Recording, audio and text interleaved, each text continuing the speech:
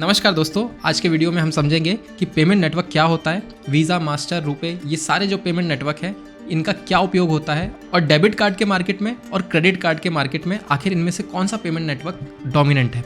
और साथ ही साथ डिस्कस करेंगे गवर्नमेंट का वो नया रूल जिसके कारण आने वाले समय में जो पेमेंट नेटवर्क का मार्केट है काफ़ी ज़्यादा इन्फ्लुएंस होने वाला है। तो वीडियो एंड तक जरूर देखिएगा, पसंद आए तो इसे लाइक और शेयर जरूर करिएगा। मैं हूं सागर पांडे, स्वागत है आप सभी का हमारे चैनल इंटेलेक्चुअल सागर में। 2014 ये वो साल था जब इंडिया ने अपना पहला इंडिजीनियस पेमेंट नेटवर्क को रोल आउट किया था जिसका नाम था रुपे, और all credit goes to NPCI मतलब national payment corporation of India, जिसके कारण ये पॉसिबल हो सका। और अभी तक अगर आपको ये नहीं पता है कि पेमेंट नेटवर्क क्या होता है तो हम आपके लिए बता दें कि पेमेंट नेटवर्क ही वो कम्युनिकेशन सिस्टम है जो आप जब भी कुछ खरीदारी करते हैं तो बिजनेस और बैंक के बीच में कम्युनिकेशन करता है आपके ट्रांजैक्शंस को लेकर। ये एक बहुत ही सिंपल सी डेफिनेशन आपको बताई है। इसे और अच्छा एक एग्जांपल के थ्रू समझते हैं। मान लीजिए आपके पास एक क्रेडिट कार्ड है जो कि किसी ए बैंक ने इशू किया है और उसके ऊपर जो लोगो है वो वीज़ा का है। तो जो ए बैंक है वो उस कार्ड का इशूअर हो गया, जो वीज़ा का लोगो है वो उसका पेमेंट नेटवर्क हो गया। अब आप जब कभी भी किसी स्टोर पे जाके उस कार्ड को स्वैप करेंगे या पेमेंट करेंगे उससे, तो जो वो मशीन है वो पेमेंट नेटवर्क से कनेक्टेड रहती है। ये पेमेंट नेटवर्क आपके ए बैंक और बिजनेसमैन मतलब जिस भी स्टोर पे आप जाके परचेजिंग कर रहे हैं उसके बी बैंक के साथ कम्युनिकेशन इस्टेब्लिश करती है ताकि आपके अकाउंट से बिजनेसमैन के अकाउंट के अंदर पैसा ट्रांसफ़र हो सके। इसके लिए वो कई सारी चीज़ें करती है, आपके अकाउंट में पैसा चेक करती है, कई सारी और भी चीज़ें करती हैं।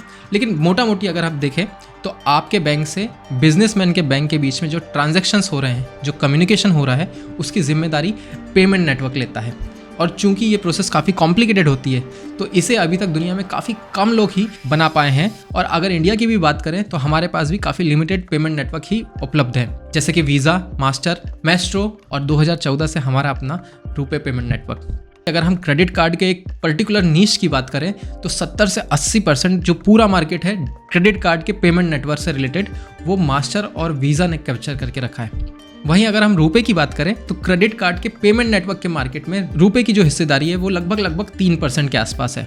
वहीं इसके अपोजिट अगर हम डेबिट कार्ड के पेमेंट नेटवर्क की बात करें तो वहाँ यही रुपए की हिस्सेदारी 65% तक है, और ये डेबिट कार्ड के पेमेंट नेटवर्क को हाईली डोमिनेट करता है इंडिया में। इसके बाद आप ये तो बहुत अच्छे से समझ गए होंगे कि रुपए का डेबिट कार्ड के पेमेंट नेटवर्क के मार्केट के अंदर डोमिनेंस काफ़ी ज़्यादा है और क्रेडिट कार्ड के मार्केट में कम है। अब आपके मन में क्वेश्चन आएगा कि आखिर रुपए डेबिट कार्ड के पेमेंट नेटवर्क के मार्केट के अंदर इतना डोमिनेट कैसे करता है। तो बात शुरू होती है 2014 से ही। गवर्नमेंट ऑफ इंडिया ने अपना खुद का एक पेमेंट नेटवर्क लॉन्च किया जिसका नाम रखा रुपे, और इसे लॉन्च करने के पीछे अथक मेहनत थी एनपीसीआई की, क्योंकि पेमेंट नेटवर्क को बनाना अपने आप में काफ़ी बड़ी बात थी।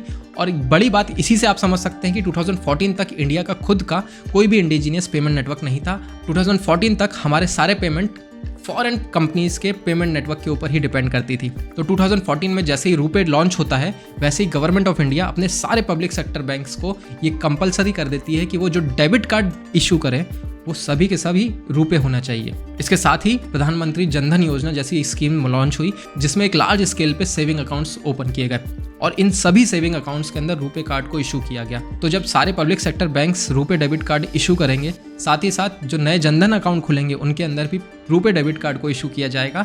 तो ये बात बहुत ही ऑब्वियस थी कि डेबिट कार्ड के पेमेंट नेटवर्क का जो मार्केट है वो रुपे को डोमिनेट करना ही था। लेकिन डेबिट कार्ड के मार्केट को कैप्चर करने में सिर्फ यही एक रीज़न नहीं था। एक और चीज़ जो काफ़ी ज़्यादा इंपॉर्टेंट रही वो है MDR रुपे के ट्रांजैक्शंस पे नहीं लगता है। अब MDR क्या होता है इसे समझ लेते हैं। जब भी आप कोई भी ट्रांजैक्शन डेबिट कार्ड स्वैप करके करते हैं तो उस पर एक सरचार्ज पे करना पड़ता है जिसके यहाँ भी आपने अपना कार्ड स्वैप किया है। मतलब एक प्रकार से शॉपकीपर को उसके ऊपर सरचार्ज पे करना पड़ता है 1% से 3%। अब ये 1% से 3% जो अमाउंट है वो पेमेंट गेटवे को जाता है। बेसिकली पूरा पैसा पेमेंट नेटवर्क या पेमेंट गेटवे नहीं रखता है, उसमें से कुछ अमाउंट वो शॉपकीपर के बैंक को पे करता है और कुछ अमाउंट वो कार्ड होल्डर के बैंक को भी पे करता है। रिमेनिंग अमाउंट पेमेंट नेटवर्क अपने पास रखता है। लेकिन ये जो 1 से 3% का सरचार्ज है ये जब भी कोई non RuPay card holder swap करेगा तभी लगता है। अगर कोई रुपे कार्ड होल्डर इस तरीके से स्वैप करता है तो ये जो MDR का 1% से 3% अमाउंट है या सरचार्ज है वो नहीं देना पड़ता है, जो कि अपने आप में इस मार्केट में बहुत बड़ी लीड थी। लेकिन अगर हम बैंक के नज़रिए से सोचें तो जब वो कार्ड स्वैप हो रहा था और उससे 1 से 3% का MDR मिल रहा था, उसमें से कुछ पोर्शन कार्ड होल्डर के बैंक को जा रहा था और कुछ पोर्शन जहां कार्ड स्वैप हो रहा था उस बैंक को जा रहा था। तो देखा जाए तो दोनों बैंक को कोई पैसा नहीं पहुंचा और इसीलिए बैंक को कुछ घाटा हो रहा था। हालांकि बैंक घाटे में नहीं जा रही थी क्योंकि इसकी भरपाई गवर्नमेंट अपनी साइड से सब्सिडी के अमाउंट में दे रही थी। ये वो 2 मेजर रीज़न थे जिसके कारण रुपए डेबिट कार्ड के मार्केट में डोमिनेट कर सका। हालांकि अगर हम क्रेडिट कार्ड की बात करें तो बैंक ने कहा अच्छा ठीक है, डेबिट कार्ड के मार्केट में अगर ये सारी चीज़ें कैप्चर कर रही हैं तो एक और मार्केट बचा हुआ है जिसके अंदर हम अपना MDR या बचा हुआ खर्चा निकाल सकते हैं। और वो कौन सा मार्केट था? वो था क्रेडिट कार्ड का पेमेंट नेटवर्क मार्केट। और क्रेडिट कार्ड के पेमेंट नेटवर्क मार्केट में एकदम ही अपोजिट सीन था, क्योंकि यहाँ पे रुपए की हिस्सेदारी लगभग सिर्फ 3% थी। तो इस केस के अंदर जो MDR की रिबेट रुपए को मिल रही थी डेबिट कार्ड वाले सीन में, या एज जो था उसे डेबिट कार्ड के मार्केट में सीन में, वो क्रेडिट कार्ड के मार्केट में नहीं था। और साथ ही साथ क्रेडिट कार्ड के मार्केट के अंदर कोई जनधन जैसी योजना भी नहीं चल रही थी।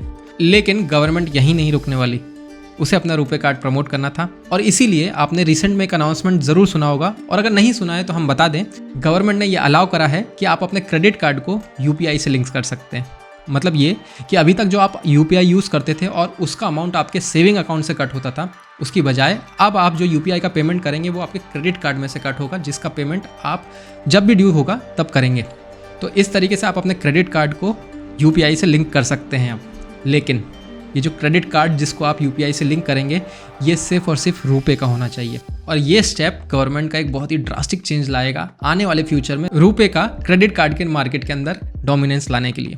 और गवर्नमेंट सिर्फ यही नहीं रुकी रुपए को प्रमोट करने के लिए, बल्कि हाल ही में RBI ने एक ड्राफ्ट रूल को फॉरवर्ड किया है जिसमें हर बैंक को ये इंस्ट्रक्ट किया गया है कि आप कार्ड होल्डर को ये चॉइस दें कि वो किस पेमेंट गेटवे को चूज़ करना चाहता है। और ये रूल डेफिनेटली एक गेम चेंजर होगा, क्योंकि अभी तक शायद आप A बैंक के कस्टमर होंगे और आपको A बैंक के अंदर डिफरेंट वैरायटी के क्रेडिट कार्ड अवेलेबल होंगे, लेकिन पेमेंट गेटवे आपको बहुत ही लिमिटेड अवेलेबल होंगे, फॉर एग्जांपल वीज़ा या मास्टर। लेकिन अब हर बैंक को आपको मतलब कस्टमर को ये चॉइस देनी पड़ेगी कि आपको डिफरेंट वैरायटी के क्रेडिट कार्ड के अंदर भी किस पेमेंट गेटवे के अंदर आपको कार्ड चाहिए है, वो चूज़ करने का अधिकार मिल सके। और डेफिनेटली सभी लोग नहीं तो कुछ % लोग तो डेफिनेटली शिफ्ट होंगे रुपए पेमेंट नेटवर्क की तरफ। भले ही उसे आप एक स्वदेशी का फैक्टर माने या फिर UPI से क्रेडिट कार्ड का लिंक होना, किसी भी स्टेप को अगर आप माने, लेकिन कुछ % लोग वीज़ा मास्टर पेमेंट गेटवे छोड़ के रुपए पेमेंट गेटवे पे ज़रूर शिफ्ट होंगे। और डेफिनेटली ये वो मेजर स्टेप रहेगा जिसके कारण आने वाले समय में रुपए अपने पैर क्रेडिट कार्ड के पेमेंट नेटवर्क मार्केट के अंदर जमा पाएगा। ऐसी मेरी राय है। आप लोग इस बारे में क्या सोचते हैं? जो नया रूल इंप्लीमेंट किया गया है चॉइस देने का, इसके बारे में आप क्या सोचते हैं? ये आप हमें कमेंट सेक्शन में ज़रूर बताएं। वीडियो अगर इन्फॉर्मेटिव लगी हो, आपको इससे कुछ नॉलेज मिला है, तो वीडियो को लाइक और शेयर ज़रूर करें। और अगर आप हमारे चैनल पर नए हैं या अभी तक आपने हमारे चैनल को सब्सक्राइब नहीं किया है, तो प्लीज़, हम काफ़ी मेहनत करके इस तरीके से फाइनेंस के ऊपर वीडियो लाते रहते हैं।